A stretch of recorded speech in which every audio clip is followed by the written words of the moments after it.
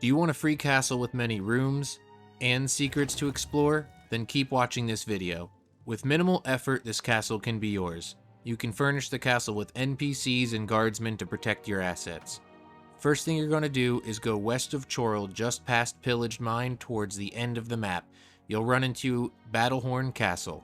Once you travel up this road, you're going to run into a few marauders that are actively attacking the castle. Take part in this small battle and defeat the marauders. Once you complete this battle, speak to one of the man-at-arms. When you do, he will give you Lord Kelvin's will, which is effectively a deed to the castle. I know, it seems pretty fucking weird to just give it to some rando who helped fight the marauders, but apparently people in the Third Era were pretty cool like that. And congratulations, you're now the new owner of a badass castle. Step inside and check it out. You'll quickly realize the castle is pretty barren. For those of you wondering how to furnish it, well, it seems like you didn't read Lord Kelvin's will. Shame on you. He left you a fucking castle, and you didn't even have the decency to read his will? For real though.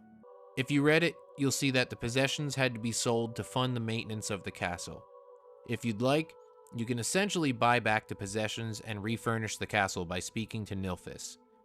You can find Nilfis in the Imperial City Market District at the Merchant's Inn.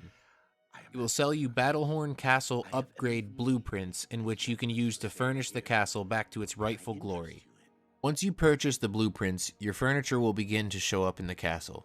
Certainly. If you purchase the Master Bedroom Edition, you will be provided with furnishings and a maid who can provide you with drinks that are commonly found within the wine cellar, as well as simple foods like strawberries, grapes, cheese, mutton, venison, and sweet rolls. When the Barracks is purchased, you will gain an additional 2 man-at-arms, in addition to the already 2 existing, plus a commander. Greetings, High Elf. You can effectively use these guys as companions, Yes, sir. but don't worry, if your commander dies, you can always buy a new one from Nilfis. Alright. The Dining Area Edition adds more furnishings to the east wing of the castle, such as a large table, cutlery, and some other odds and ends you can expect to find within a dining area. The kitchen area adds all the things you'd expect from a kitchen, plus a cook that can give you any drink that the wine cellar currently has in stock, as well as the foods mentioned earlier. The Library Edition adds a small reading nook to your private quarters with a few bookshelves, some books, a table, and 2 benches. The Training Room Edition adds targets for melee and archery practice, as well as a few dummies and a sparring partner who cannot die. This sparring partner can use a dagger, one-handed or two-handed weapon, does not deal damage to you, and will only become unconscious instead of dying. The Trophy Room upgrade gives you an NPC who will take pelts and other objects from creatures and turn them into taxidermied statues for your Great Hall. Only 1 can be made per day, and will be placed around 10 AM the following day. These trophies include a bear, a clanfear, a daedroth, a minotaur, a mountain lion, an ogre, a troll, and a wolf. Last is the wine cellar. This adds all the things you'd expect in a wine cellar, as well as a vintner who will provide you with basic wine and mead. He can also create specialty drinks as long as you give him the necessary ingredients. I almost forgot, there's one more upgrade. The Dwemer Forge is only available after you've purchased your first addition to the castle, and it provides a 15-point bonus to the Armorer skill while standing by it.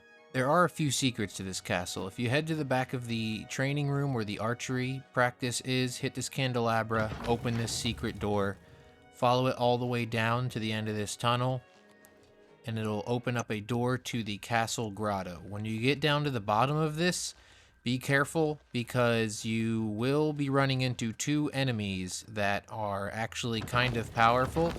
So if you're not ready, I would say make sure you are before progressing further. Now you're going to fight this skeleton, which is Lord Cain. And then there is a ghost down here, or apparition, whatever you want to call it.